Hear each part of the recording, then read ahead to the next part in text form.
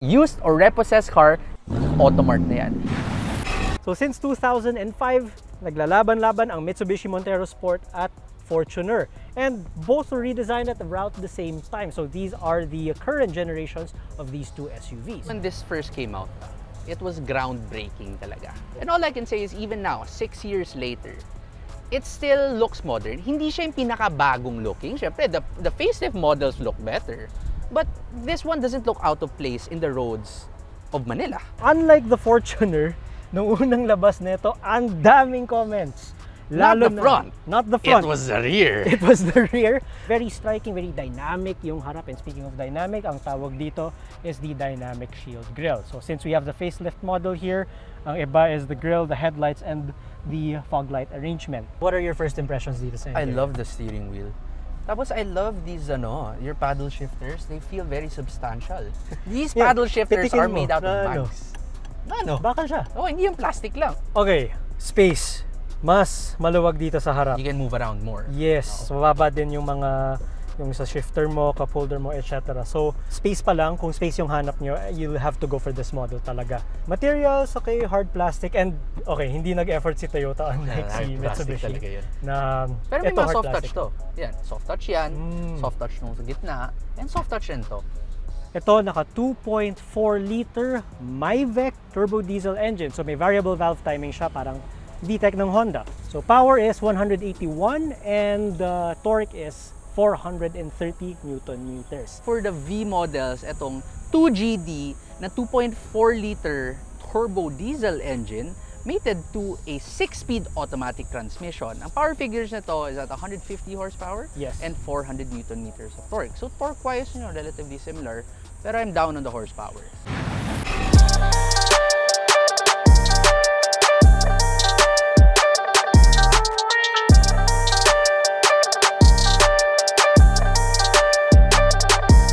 Drive na natin, Anton, para ma-compare natin yung Fortuner sa Montero. So start tayo dito sa Fortuner. Ano masasabi mo? Naalog na ako. Naalog ka na? Naramdaman mo na yung lunch natin? Okay, so yun nga, as Anton said, the main problem with the Fortuner is it's great in most regards. Except for the tagtag. Napakatagtag talaga.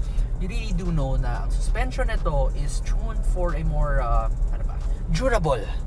Heavy duty purposes. Heavy duty suspension. Pang payload siya. Like, pag dadaan tayong hump, ano talaga ramdam mo siya. Ramdam mo yung bagsak, ramdam mo yung tagtag din.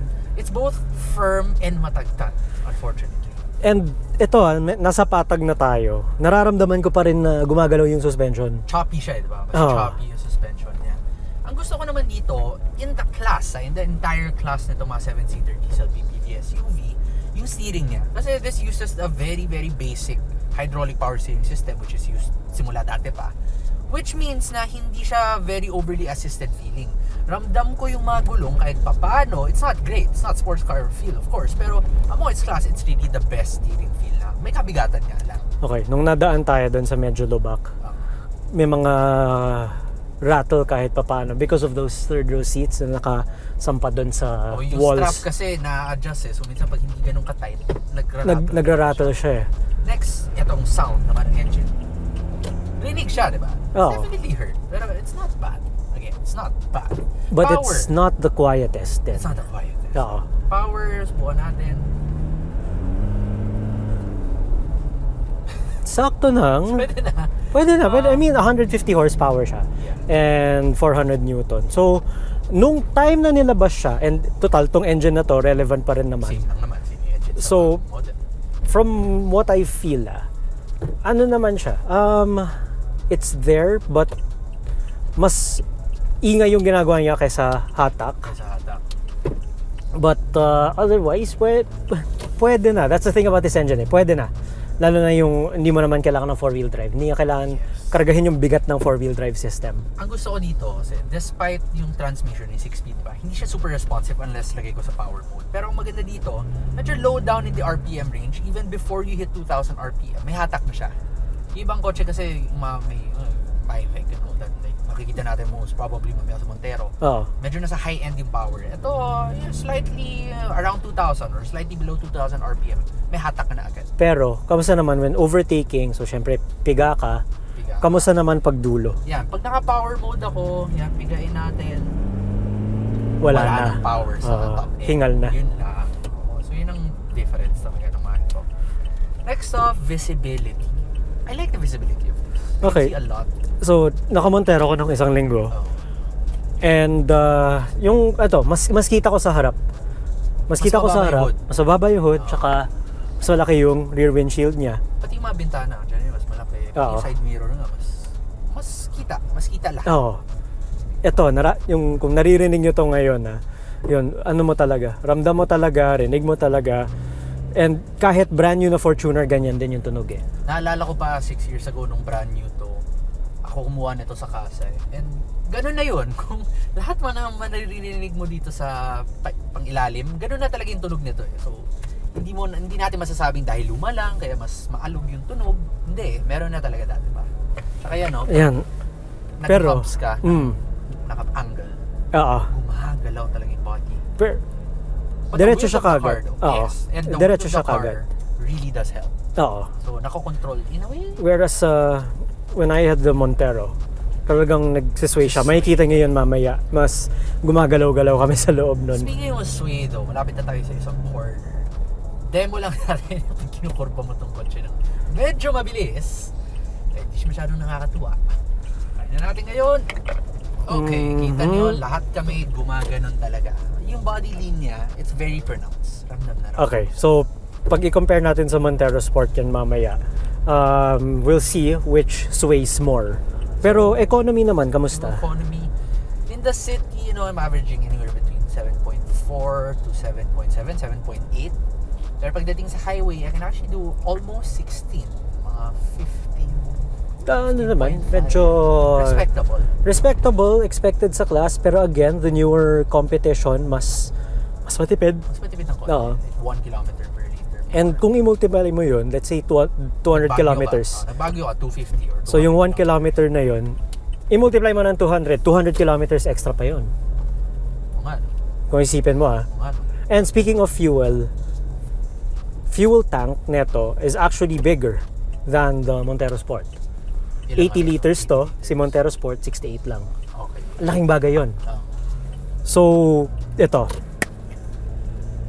Kung okay lang sa'yo mag-fill up from time to time, kung nasa long road trip ka, oo, mas matipid si Montero Sport, probably.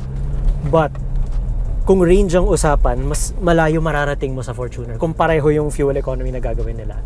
Puntahan natin yung Montero Sport, yun ay drive natin next, see how it fares. Okay.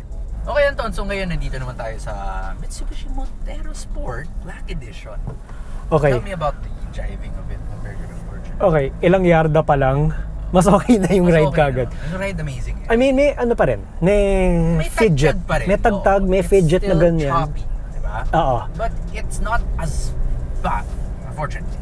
It's not as bad as the Fortuner. To put it bluntly, kumbaga, sorry mga Toyota fans dyan, pero ganun po talaga. Although, yes, mas matagtag si Fortuner, but when it comes to body control, mas si Fortuner kasi dumidiretso siya kagad kasi ganun katigas yung suspension niya. Aside from tigas ng suspension kasi pansin ko yung body kasi ng Fortuner, yung track niya, it's wider. Mas malapad, yes. Ito, alam mo, medyo malikot siya eh. Kasi narrow eh.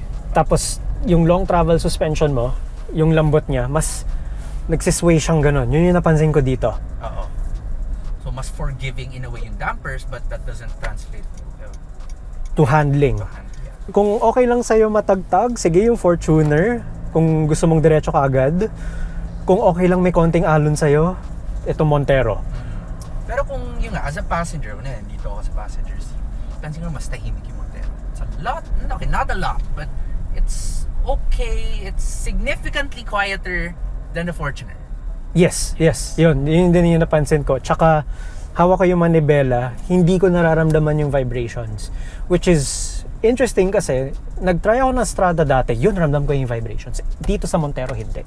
Pero where I do feel the vibrations though are sa floor. And that's something I don't really feel with the Fortuner. Dito, nakaapak ko ngayon sa sahig, mas ramdam ko yung vibrations doon. So, baka hindi lang chinun ni Mitsubishi such a way na it won't really translate to the steering wheel, which is good because that's what kasi yun yung hinahawakan mo. Especially for the driver. Yung ano pang impression? Yung upuan. Kasi para sa akin, medyo matigas siya. Okay, yung upuan, what I like about it is it's firm, yes, but if nakadrive na kayo ng mga mas bagong mga Lexus, which is a luxury car, mararamdaman mo na yung upuan niya, yung firmness niya is very similar to a Lexus. Ang problema niya lang is yung thigh support. So pag mas mahaba yung mga legs mo, you're gonna like the Fortuner more. And the seats are also a little bit narrower, no? Pansin mo? Yes. Hindi ko rin malagay itong tuhod ko dito sa gitna kasi medyo malapad itong center console.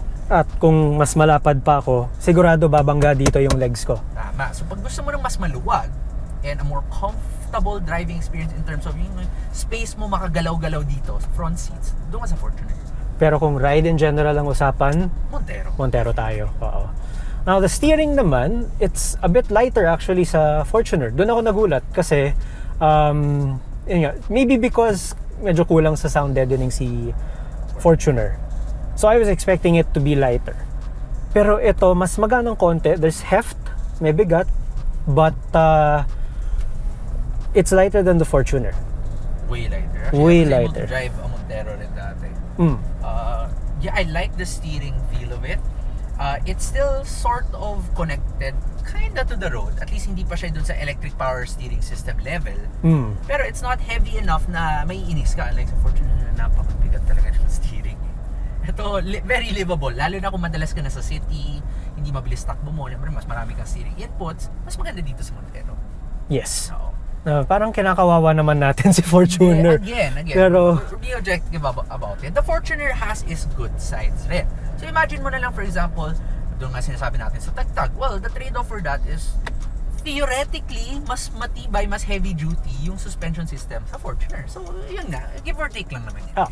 mas mabigat masasakay mo for payload. Okay. 2 complaints. Okay, go. 1, rear visibility. Aliit ng bintana sa likod. Medyo sabay yung likod. Alas na ako makita eh. At feeling mo ba parang nakatingala tayo ngayon? Yung hood napakataas. Hindi ko makikita. Kunyari may tumatawid na aso or bata. Yung mas nakakatakot. Hindi mo masyado makikita with the Montero. Fortunately, kita mo yung mababa. Yes. Yung hood, you set rather high and your windshield parang mas malaki konti yung windshield. So mas kita mo yung harap mo with the Fortuner. Feeling mo tuloy parang nakaganyan ka pag nagde-drive. Medyo nakatingala ka kahit papaano. Pero paano naman power? Medyo hatawid mo. Sige nga. So may slight hesitation on the start. Yes. So 8-speed automatic siya. It takes a while to respond, but once it's there, it gives it to you naman. Okay, so something interesting about the engine. So may VIC siya.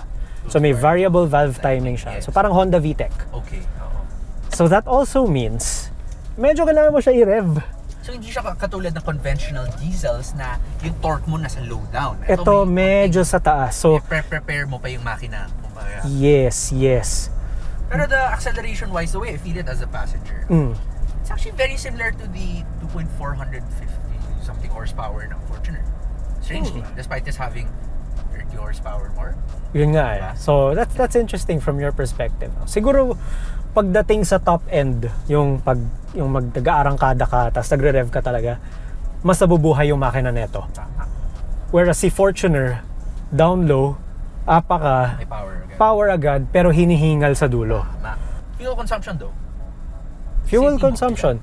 So, city driving, I'm doing about 8.3 to 8.5 at an average of, considering less power yun. Yes. So, ano nga ba yung average yung Fortuner? Nasa mga 7? Ayun. So, that's the advantage of the 8-speed automatic. So, it's more gears to play with, mas relax yung makina, kumbaga. But all in all, driving and riding impressions, unanimous tayo dito. Yeah, I vote for this, you vote for this. Montero Sport. Montero Sport, Black Edition. So Kyle, na-drive na natin yung dalawa, tinignan natin na mabuti, kinilatis natin, lalim no, kinilatis natin yung dalawang SUV na to. So we have to pick a winner. So good points muna of each car and the bad points of each car. Dito tayo sa Fortuner muna. Okay. Okay, good points. Exterior styling, it looks nice. Interior, maluwag siya. Tested and proven na siya, kumbaga. Not much issues with this car. Bad points, well, tagtag. Number 1, tagtag. Number 2, pag kukunin mo nga yung 2022 year model version nitong V na to, parang nabawasan pa yung mga makukuha mo compared dito sa 2016 model. Parang naging G siya, hindi na siya V. Baling G dati na equivalent sa V ngayon. Itong V parang Q na ngayon. Okay, so mahal. Yes. Mahal. Montero naman. Okay, so Montero Sport, one was the body motions ng suspension. That's what I didn't like. Makikitid kasi yung body. And speaking of makitid yung body, ramdam mo talaga pag nasa loob ka, mas masikip. And yung second row, yun nga, hindi siya nasa-slide forward and back, ganyan. And when it comes to interior flexibility, hindi kasing tops ng Fortuner tong Montero Sport. Yes, Mas flexible ang interior nito. Plus yung maupuan mo sa likod, ang hirap. Ang hirap anuhin ng third row. Lagay. Pero good points nga, it rides better than the Fortuner. And despite having more power, mas matipid din si Montero Sport. Salamat sa 8-speed automatic transmission na yan. And yun nga, ang laking wonders din the Myvec diesel does for performance. So performance, well, styling goes to the Fortuner, pero performance, well, Dito tayo. ride, in some ways, handling and stuff like that, sa Montero Sport type. Overall, these two cars are great cars. Since the first generation itong dalawang kotse nito, they have been amazing cars. Okay? Saka ano talaga, yung from the previous generation, step up talaga tong Step dalawa. up. However, today in 2022, these two cars are starting to show their age. And they're still great, but there are now better options. Pero kung kailangan kayo pumili between these two, Anton and I both agree that the better car is The Mitsubishi Montero Sport.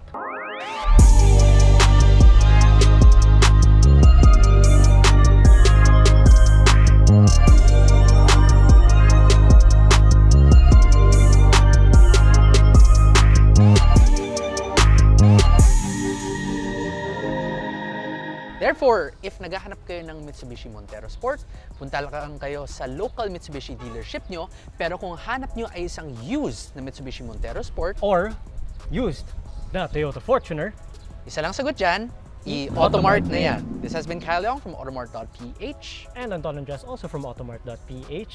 So, magkikita-kita tayo muli sa susunod na Automart.ph vlog. Don't forget to like our video, subscribe to our channel, and also share our video para mas marami pang makakita. Thank you for watching.